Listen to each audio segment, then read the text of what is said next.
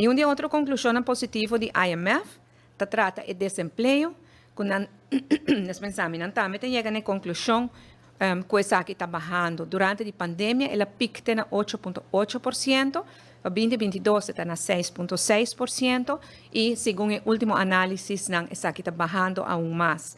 Isso aí que com mais e mais gente está ganhando trabalho depois da pandemia. E não está na 5,9% ainda que estava prometido com a pandemia, então não chega a nível de pandemia ainda, tem gente que ainda não ganha trabalho, mas nós estamos indo em boa direção. Essa aqui está 4 indicadores que o IMF usa em seu rapport, concluding statements de seu estudo assim, e nada duna também alguma projeção que é importante para nós para que na gente. Uma projeção de tempo nos dilante que também está positivo, está o crescimento econômico com nanta mire.